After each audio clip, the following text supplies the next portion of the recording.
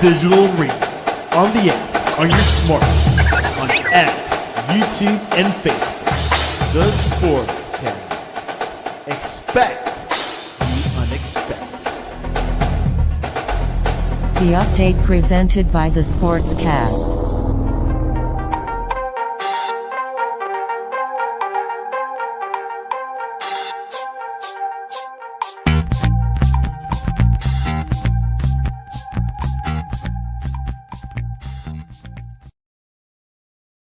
First show in February, Sportscast, February 2nd, 2026. If you haven't yet, please subscribe in all your channels, YouTube, Facebook, X, Spotify, and Apple Podcasts. You can also listen to us on your smart speaker. If you're listening on Apple Podcasts or Spotify, please leave a rating and a review. It will help us out tremendously. We're also on online digital radio.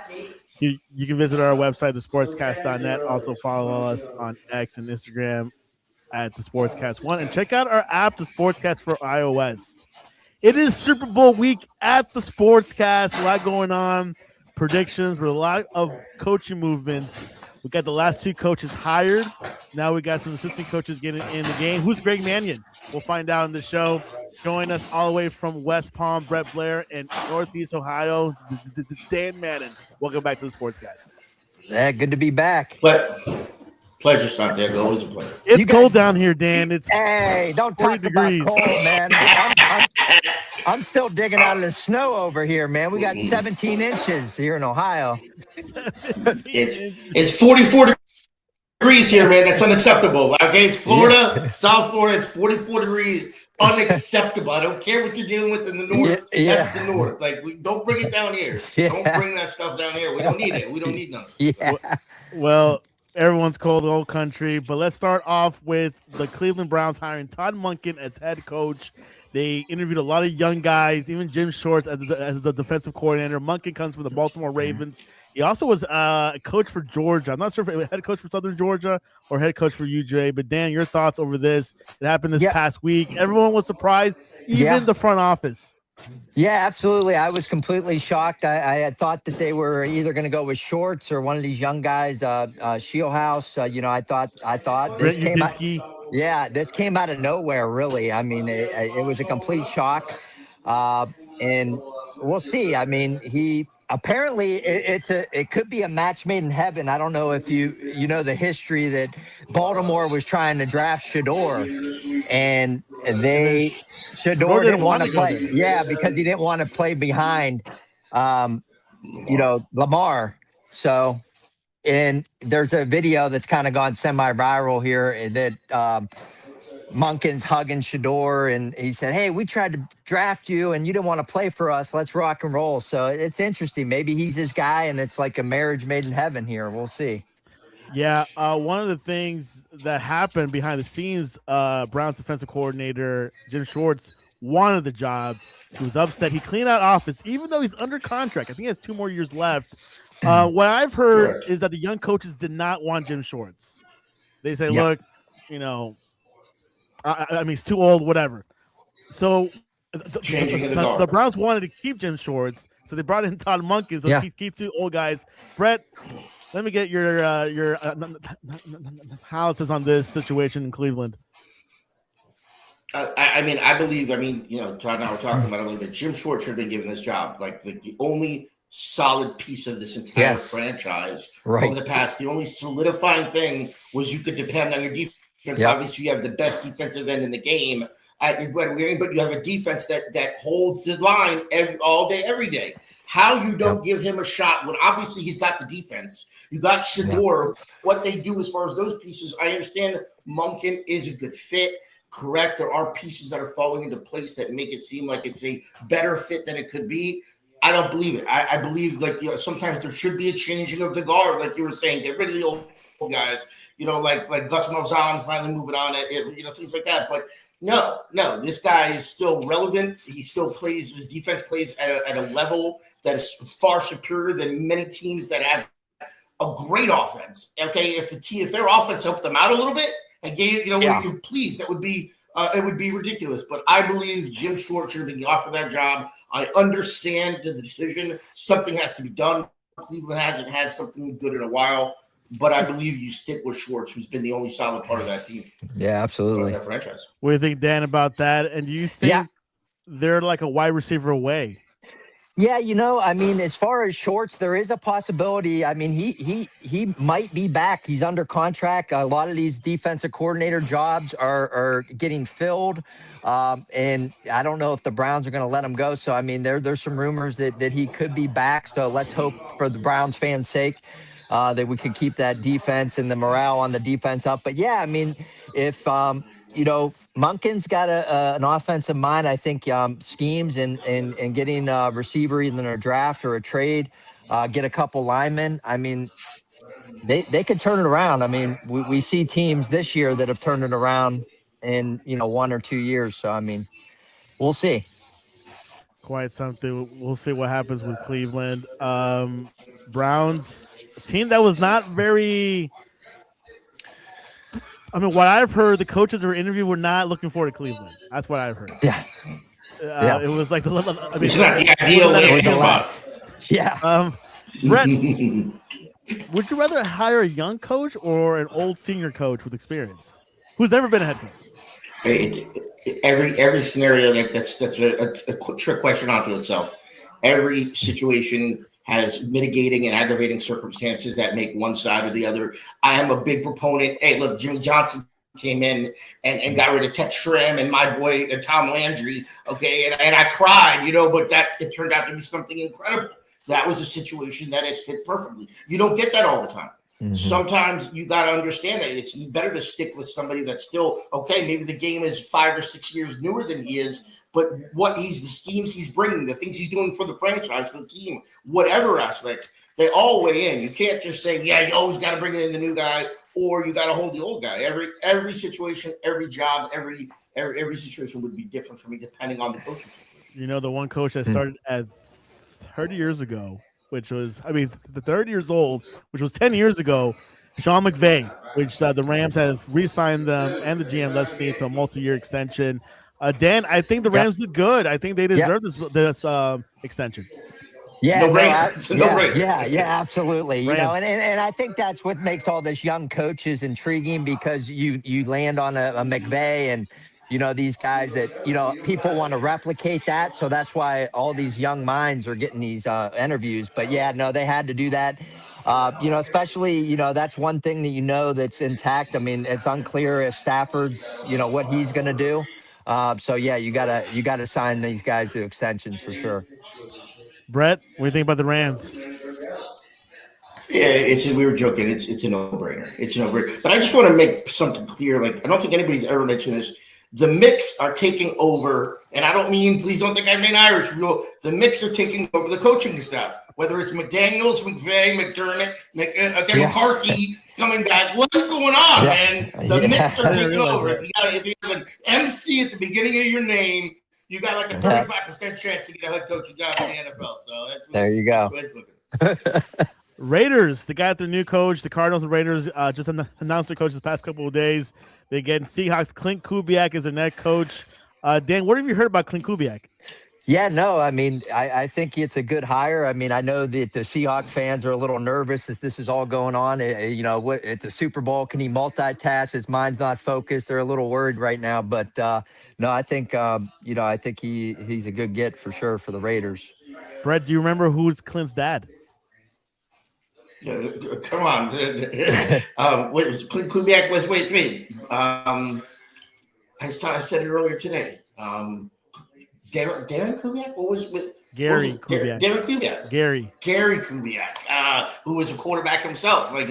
But this is a situation where bringing in a young guy seems to be a great fit. Now, again, the deal hasn't been made. Obviously, they can't approach him right until he goes through it, and hopefully he's a young coach to put that in the back of his mind and compartmentalize that and say, you know what, that's what I have to come. A title is a title as far as job title.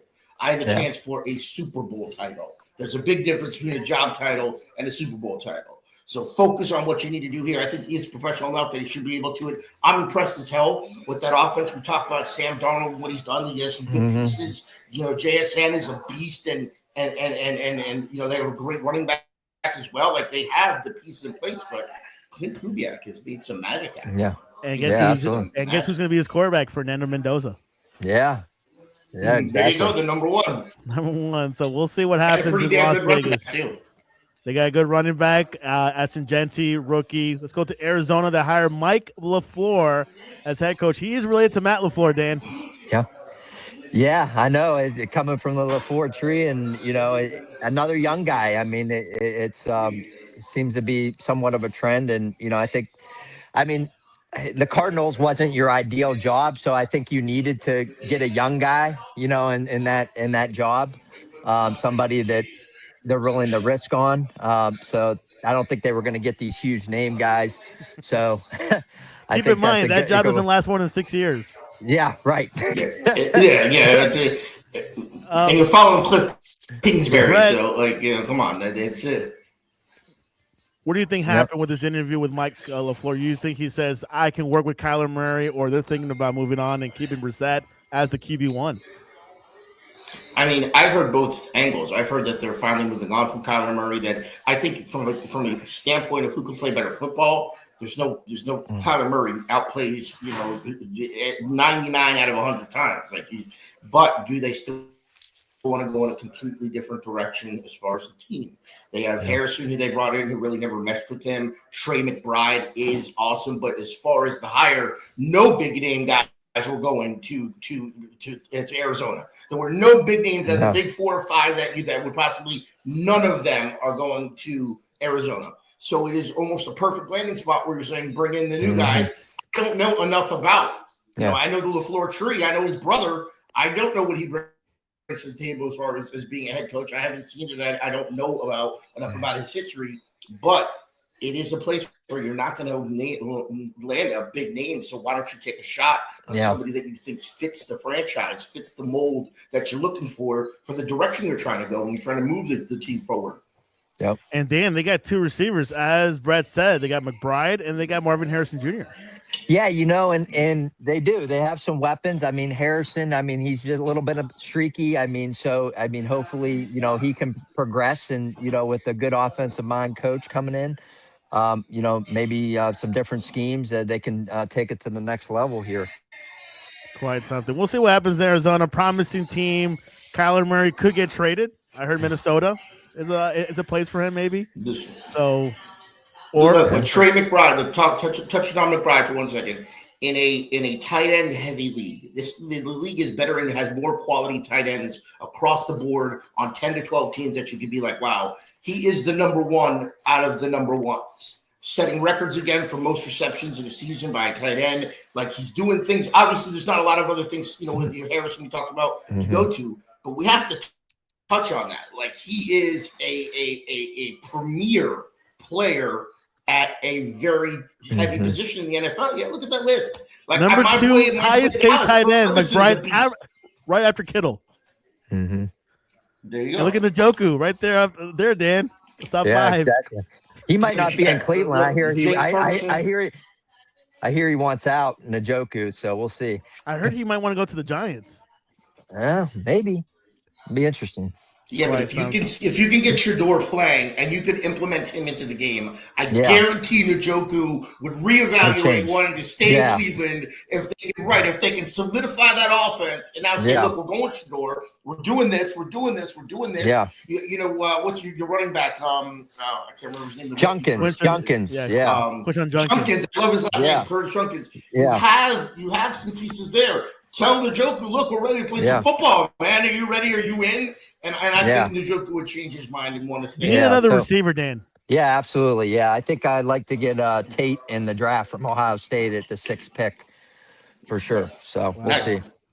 That's quite something. We'll do see you what take him or do you take Reese if Reese is still there at 6? And now you have the best defensive end of the game on one side, and you have Reese on the other side. There you go. Cleveland's so used to being up there in that top 5.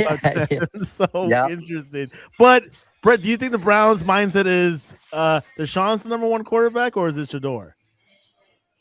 Well, that was weird. I heard that's going to be the competition this year. Is it going to be Shador, or this is going to be maybe after all of the craziness, the dumpster fire that has been has been his life Maybe he pulls it around. We know he's got talent. We know but can he play within the organization? Or I love the Shador thing. I love it because it's so late. He has a good arm. Gabriel, who played at UCF in Oklahoma, they let him play first, and then they still work in the Shador chance. I think now he's pissed. He's going to prove everybody wrong, and that's going to be the number one starter. Which, keep in mind, Dan, Todd Monken likes explosive plays. Can Shador be explosive?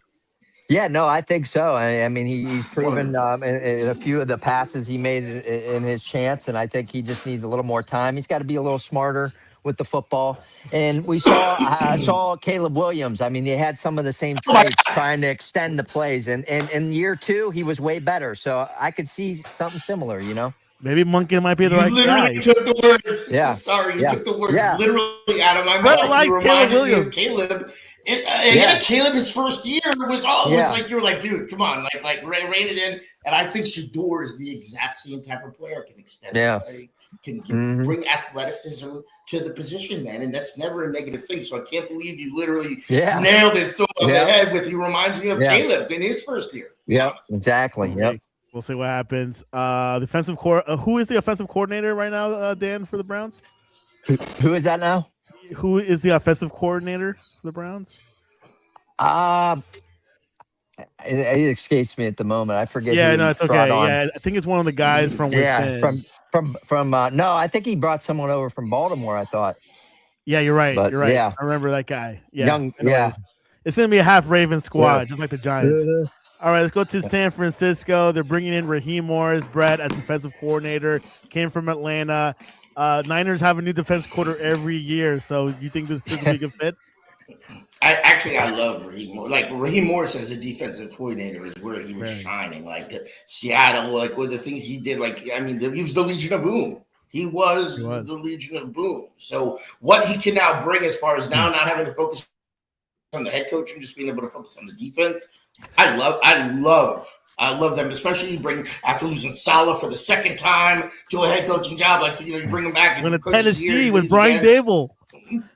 Whatever, more power, Mazzles, more power to him. But I definitely think Raheem Morris coming in San Fran will improve the defense over what Saleh was doing. Dan, you didn't. Absolutely no. I think he'll be a good fit as well. I mean, they needed to do something. They have a lot of explosive players on offense. They've been banged up, so I mean, they need to tighten up the defense for sure. And I think Morris will be the guy to do that. Minnesota Vikings got rid of their general manager,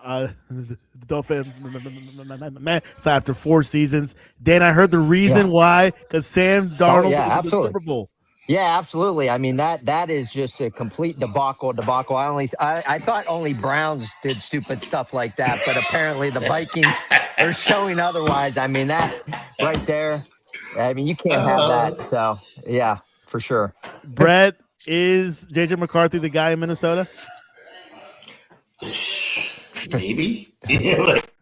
Like he comes out, he shows a little bit, but he hasn't put the sample size is far too small and his injury time is far too long to be able to get any type of real feel for what McCarthy can do. I haven't been impressed. There was 1 or 2 games that I came out, I was impressed for a little while, but he never put together a game. The fact that Mensa got fired over the Sam Darnold thing is funny because friends and I were talking about this guy did 29 wins in 2 seasons with 2 separate teams. Like that's amazing. Obviously, you're put in some good situations. You're put in winning situations, but whether it's him just game management, whether it's him knowing that he's not got to not take too much on his plate. He's got Walker, he's got Njigba, he's got whatever it is. The dude has proven the entire NFL, even before the games. All of it, I had to say 100 times. Everybody hasn't done it until they've done it. That's it. Everybody, he's never done it. You're right. He's never done it until he's done it. And Sam Darnold's there. So I guess he's got the chance to prove a lot of people wrong. Yeah, this kind of reminds me when the Mavericks let go of Nico Harrison because they traded Luka absolutely out to the Lakers. All right, the Eagles hire Sean Mannion as offensive coordinator. He was a quarterback in the NFL a couple of years ago, Dan.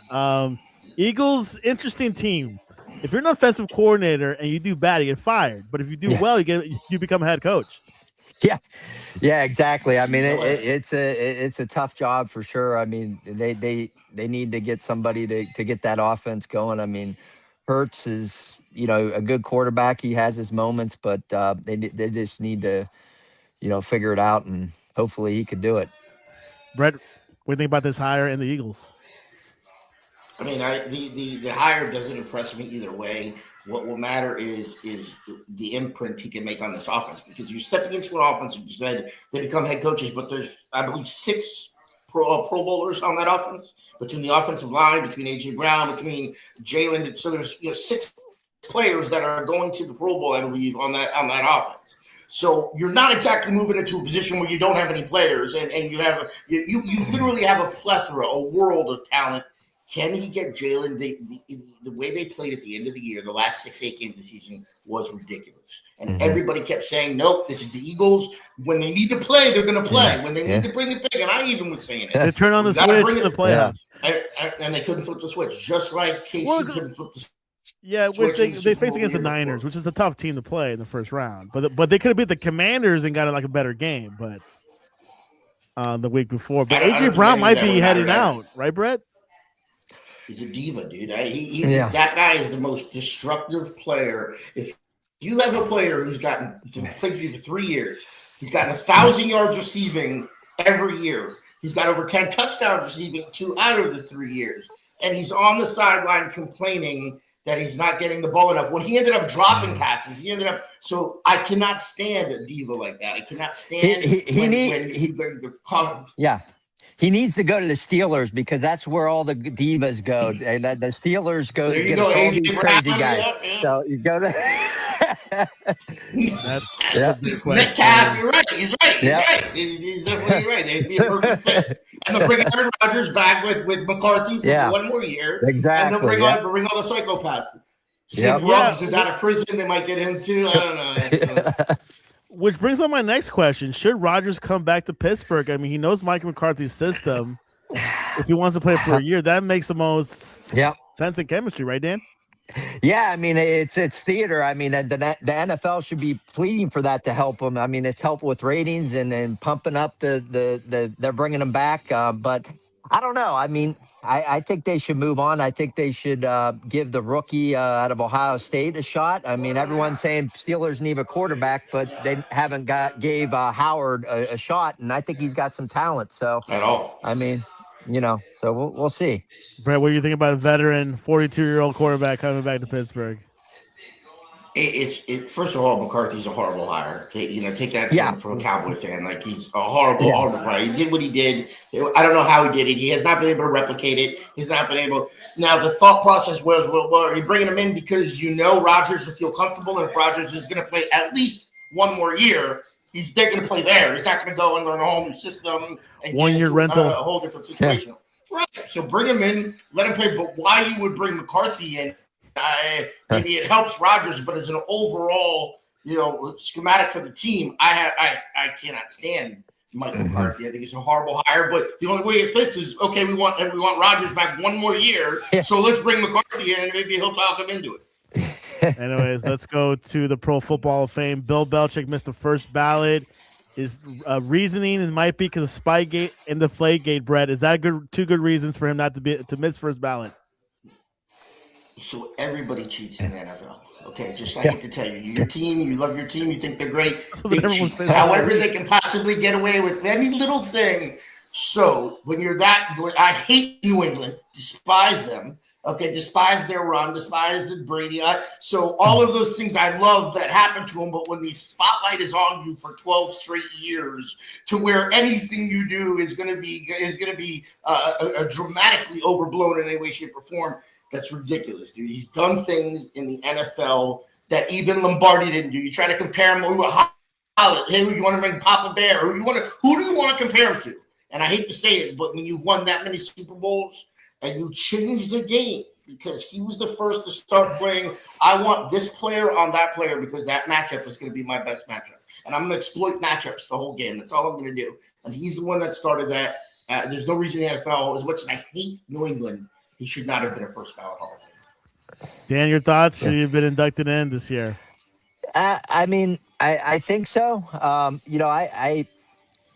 I think I don't know. I mean, it's kind of like I don't know how much this plays in, but like, what have you done for me lately? I mean, it's been a downward spiral for Bill with his 22-year-old girlfriend and what he's doing at North Carolina. Like that changes in perceptions in people's mind. Like it's like doing photo ops on the beach and stuff. And I mean, does that play into like the psyche? Like, maybe we're gonna pass on this guy this year. Well, there you have it. Bill, sounds like they're haters. It sounds like the voters are hating. Their voters are haters. Like, what it sounds like to me. If they had a 22-year-old girlfriend and they were doing that, they wouldn't say a damn word. They'd be like, "Yeah, I'm doing the thing." All right, so stop, please. Yeah. Dan, the Buffalo Bills went internal. They're hiring Joe Brady, the offensive coordinator, as head coach. What are your thoughts on that? Yeah, that was a complete shock to me. I mean, that I did not see that coming at all. And we bring it up. Josh Allen sitting in on these meetings. He's talking to these guys, and maybe he had something to do with this. He has a good rapport with him, and he pulled the trigger and gave his blessing. I mean, but it was somewhat of a shock that they kind of didn't go like swing for the fences. Maybe these other guys weren't into it, Harbaugh or anybody else. But what do you think about that, Brett? I mean, I'm not surprised at it, to be honest with you. Just because of the comfort level, like you said, with Allen, just like we talked about with Schwartz, like Allen, okay, he has that rapport, he's going to be able to keep that and maybe bring it to the next level. But I think this would have been a Tomlin move. Like I thought if Tomlin did anything, if somehow Mike Tomlin did, trust me, he has the job already. Don't think that Mike Tomlin's phone is not ringing off the hook. And my man has 7 opportunities with every network you can think of. But I was just thinking in the back of my mind, man, this would be crazy if Tomlin just jumps in there. I don't mind the hire. I think Joe Brady's the safe fit. I think I like Dan said. Yeah. Allen's stamp of approval had to be on the final document anyway with the power that they've given them within that team. But I'm not surprised at it just because I think it's a very comfortable fit. It's who they still bring around him. It has nothing else matters in Buffalo but who you surround Allen with. That's it. Who you going to put around him? It's your only job is to put pieces around this dude that'll win the Super Bowl and they'll have more. Mm-hmm.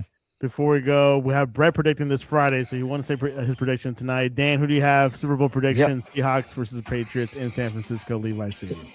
Yeah, I like the Seahawks in this one. I think Darnold is going to be a little too much. I like the quarterback comparison. A little go to the Darnold in this one. Patriots, I mean, they've kind of had the easiest path to the Super Bowl like anyone could ever have had. I mean, it was like gifted to them, injuries and, snow come flying down in the second half. I mean, it was like this perfect little gift wrap Christmas present to get to this point.